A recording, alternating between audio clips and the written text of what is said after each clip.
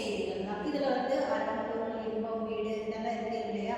இதில் அற வாழ்க்கை நம்ம எப்படி வாழணும் அப்படிங்கிற மிகப்பெரிய கருத்துக்களை வந்து ஒரு நாள் அதாவது இந்த செயல் வந்து நம்மளுக்கு குறிப்பிட்டு சொல்கிற மாதிரி இருக்கு. இது நம்ம வாழ்க்கைக்கு இன்னைக்கு தேவைப்படும் ஒரு நல்ல அறக்கருத்தை நம்ம எடுத்துக்கிட்டோம்னா வாழ்க்கைக்கு பயனுள்ளதாக இருக்கும். சமூகத்தில் நம்ம வந்து ஒரு உயர்ந்தவங்களாக வாழணும் அப்படின்னா ஒரு நல்ல நெறியோட வாழணும் அப்படிங்கிறது நம்மளுக்கு தெரிஞ்சிருக்கும்.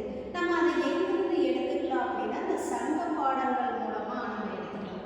குறிப்பாக சொல்லணும்னா இந்த பாடல் நம்ம எப்படி வாழணும் அப்படிங்கிறத பற்றி அழகாக நம்மளுக்கு வந்து ஒரு செய்தி நமக்கு சொல்லுது. என்ன சொல்லுது அப்படின்னு பார்த்தோம்னா, தென்கடல் வளாகம் பொதுமை இன்றி, அதாவது இந்த கடலால் சூழப்பட்ட இந்த உலகம் பொதுப்படையா இருக்கு இல்லையா?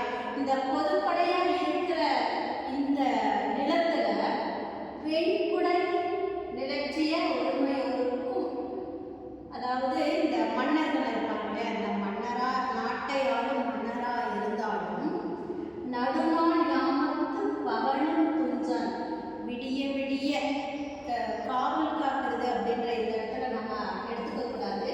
நடுநாள் யாமத்து பகலும் துஞ்சன், விடிய விடிய தூங்காம விழித்திருந்து வேட்டையாடுவதற்காக காத்திருப்பான் இல்லையா? காத்திருக்கும் பொழுதுமே அந்த உணவு வந்தாதான் உண்டு, இல்லை அப்படின்னா அடுத்த நாள் வரைக்கும் அவன் வந்து தூங்காம காத்திருக்கணும்.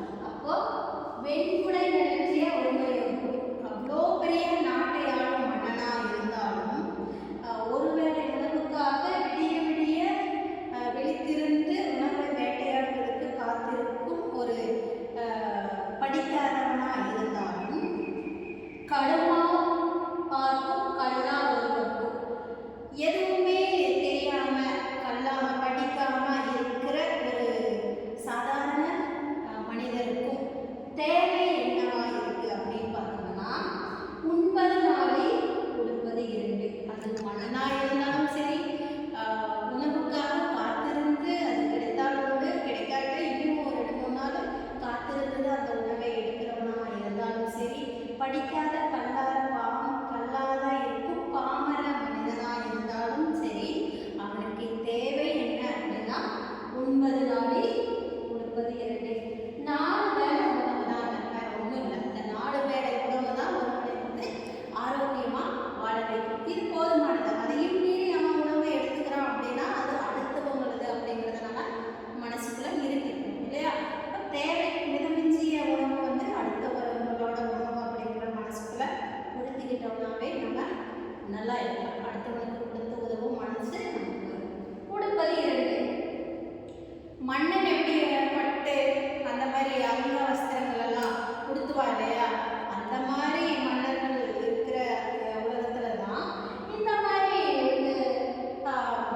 எப்படி உணவுக்காக காத்திருந்து வேட்டையாடுறவன் எப்படி பெருசா உடை உடுத்திருப்பான், இடைத்தலைகள் ஏதோ ஒரு கிழிஞ்ச துணிதான் உடுத்திருப்பாங்க இல்லையா?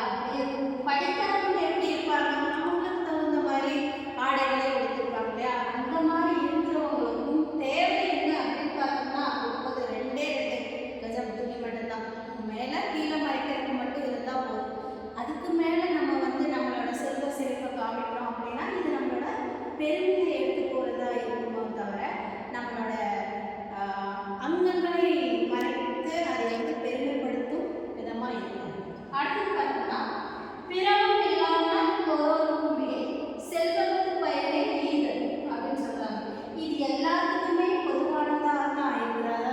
34-37 அந்த செல்வம் அப்படிங்கிறது எந்த இடத்துல நம்ம எடுத்துக்கிறோம் அப்படின்னா, செல்வத்து பயனை ஈதல் தூய்ப்போ எளியே தப்புன நிலைமை. அதாவது என்னன்னா, நம்ம சேர்த்து வச்சிருக்கிற செல்வத்தை பிறருக்கு கொடுத்து உதவும் மனப்பான்மை நமக்கு வந்துச்சுனாவே நம்ம வந்து சான்றோரா இருக்கிறதுக்கு தகுதியுடையவங்க ஆயிடும். அப்போ நம்மளுக்கு மீறிய உணவும் சரி, உடையும் சரி, செல்வமும் சரி, தேவைக்கு மேலே இருக்கிறத வந்து பிறருக்கு கொடுத்து உதவும் மனது நம்மளுக்கு வந்துருச்சுனாவே நம்ம தான் இப்போ நம்ம யார் கொடுக்குமோ ரொம்ப ஏழையாக இருக்காங்க, பசியோடு இருக்கிறவங்களுக்கு ஒரு வேளை உணவு நம்ம வாங்கி கொடுக்குறோம்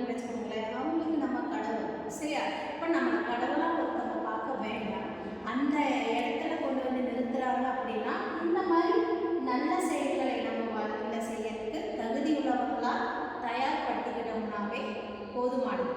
இந்த செயலில் இந்த வரிகள் இருந்து நம்ம என்னைய உணர்த்துக்கிட்டோம்னா நம்ம வாழ்க்கை மேம்பாடு அடையும் என்பது நான் நம்புகிறேன். நீங்களும் அதை நம்பி இதன்படியே செயல்படுங்க. நன்றி, வணக்கம்.